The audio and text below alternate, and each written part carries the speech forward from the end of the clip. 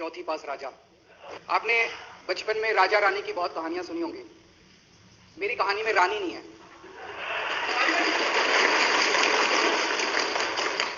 बस राजा है।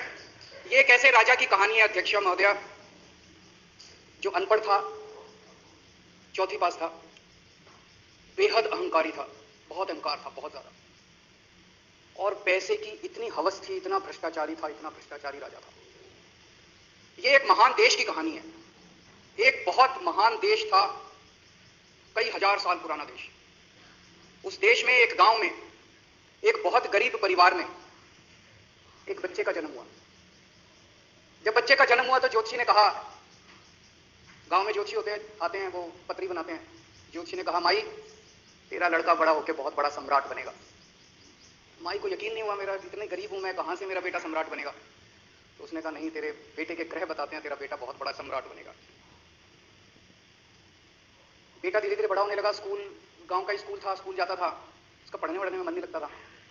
तो चौथी के बाद उसने किसी तरह से चौथी करी, चौथी के बाद उसने स्कूल छोड़ दिया। गांव के पास एक रेलवे स्टेशन था।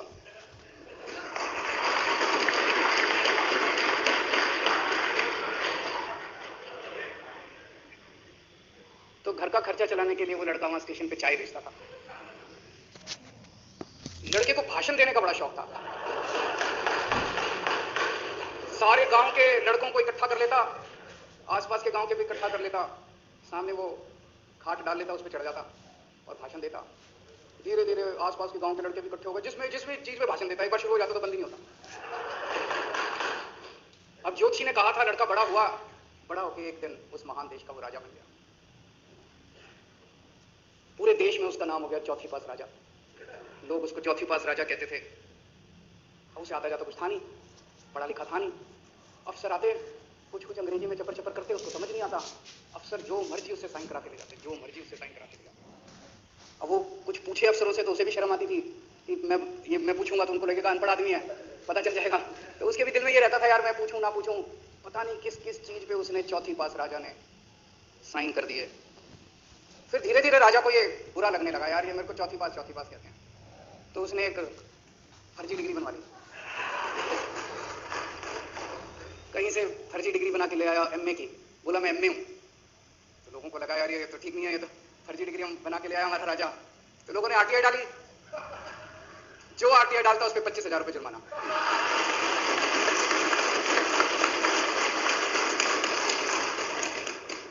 आपके नेता की बात नहीं कर रहा, आप लोग भी हंस सकते हो।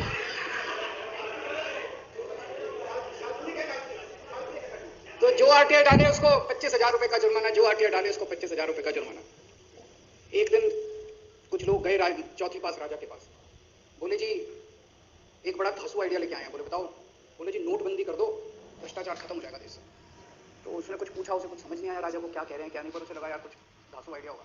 उसने एक दिन रात को 8 बजे टीवी चैनल पे जाके नोटबंदी कर दी। बोला सारे नोट बंद। पूरे देश में हाहाकार मच गया, तड़प गए लोग, धंधे बंद हो गए, दुकानें बंद हो गई, लोग बेरोजगार हो गए, बुरा हाल हो गया पूरे देश। लंबी लंबी लाइनें लग गई पूरे देश के अंदर। लोगों ने जाके उसको कहा जी नोटबंदी कर दो, आतंकवाद खत्म हो जाएगा। ना आतंकवाद खत्म हुआ, ना भ्रष्टाचार खत्म हुआ, देश बर्बाद हो गया। वो महान देश जिसका वो राजा बना था, वो देश 10 साल 15 साल 20 साल पीछे चला गया उस नोटबंदी से, उस चौथी पास राजा की वजह से। एक दिन कुछ लोग गए उस राजा के पास, बोले जी खेती खूब बड़ी हो जाएगी, अब किसानों के कानून पास कर दो। अब उसको कुछ अकल नहीं थी राजा को, अनपढ़ राजा था। उसने साइन कर दिए, 3 काले कानून पास हो गए किसानों के। पूरे देश के किसान सड़कों पे, जगह जगह मोर्चे, 750 किसानों की मौत हो गई 1 साल के अंदर। अंत में राजा को वो कानून वापस लेने पड़े।